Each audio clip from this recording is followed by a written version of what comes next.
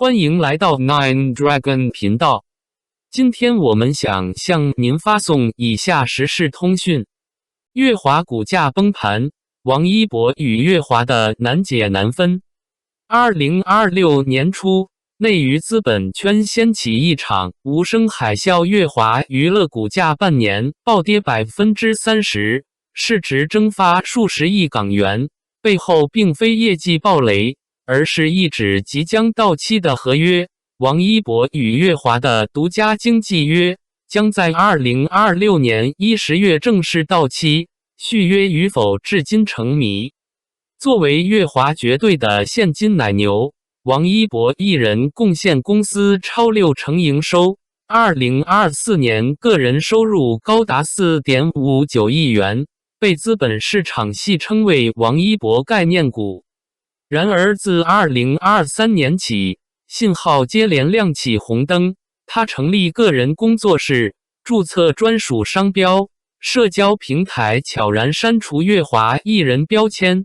更致命的是，2025年中报竟首次隐去其姓名，过去年报中反复强调的核心资产，如今只字不提。投资者瞬间警觉，解绑倒计时已然启动。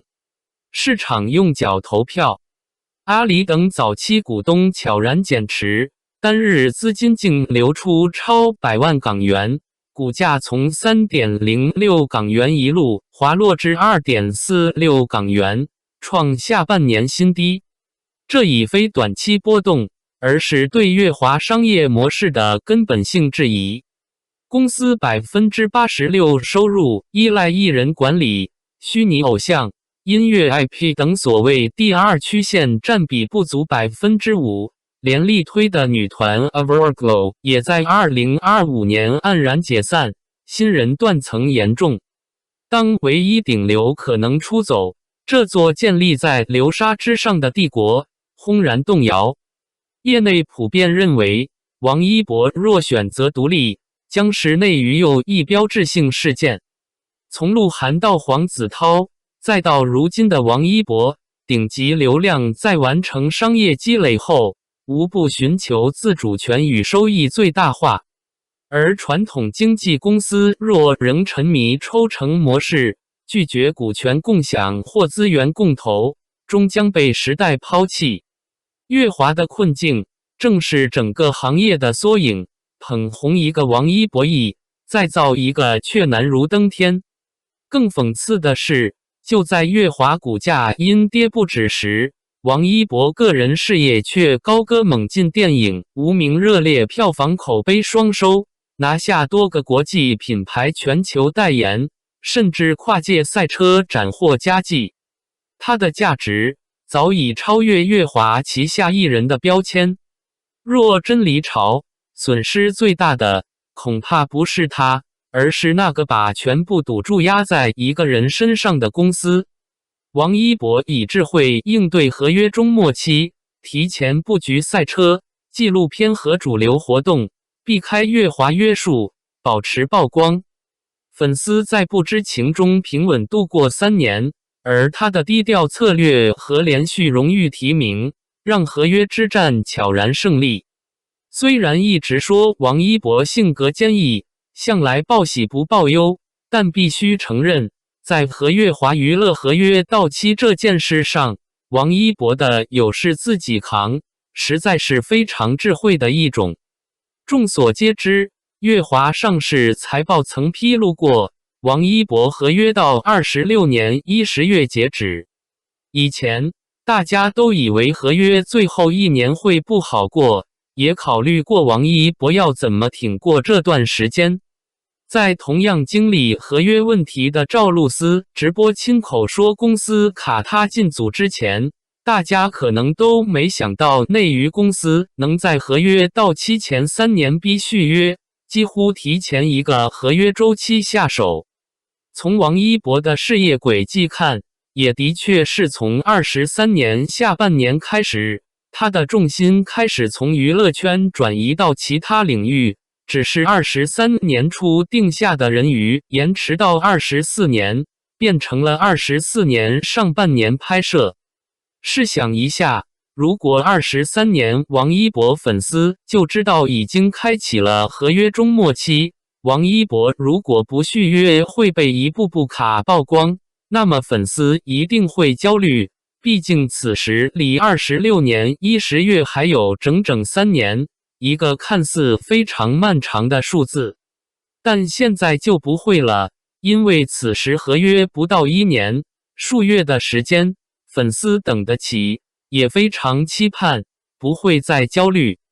在这之前，粉丝经历了王一博自己争取来的赛车、纪录片、各大奖项、主流活动等，虽然傻乎乎的什么都不知道，但的确平平稳稳从23年晃悠到了25年。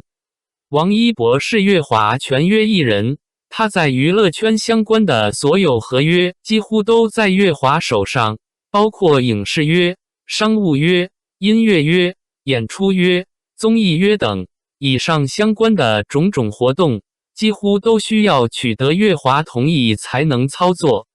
以前屈楚萧曾经和公司合约闹纠纷，私下里接了剧本，都开机进组了。公司一封律师函过去，第2天屈楚萧就不得不走人换演员，因为他绕过公司和剧组的签约无效。由此可见，内娱公司通过合约对明星工作的约束是十分强效的。但王一博娱乐圈以外的合约却并不在乐华。细数这2年，王一博曝光最多的是赛车，该合约在 EVISU 手上。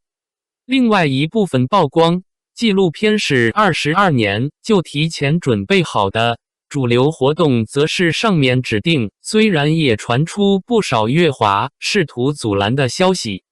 可以说，王一博在很早之前就做好了准备，在合约可操作范围内，提前备好了这几年的曝光。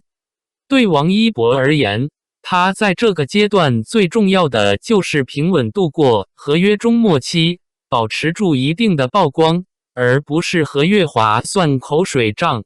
这也是王一博从来不对外说只言片语的原因之一。如今，距离2026年10月仅剩10个月，每一分每一秒都在煎熬着乐华的神经。资本市场已形成共识，在此期间，乐华股价就是王一博情绪指数。一旦官宣不续约，或将引发新一轮崩盘。这场顶流保卫战，表面是合约谈判，实则是旧经济模式与新个体时代的终极对决。成也王一博，败也王一博。乐华的警钟早已为所有依赖单一艺人的公司敲响，没有永远的顶流，只有永远的风险。感谢您观看视频。如果您觉得本时事通讯有用，请不要忘记点赞、评论和订阅。祝您生活愉快，充满活力。再见。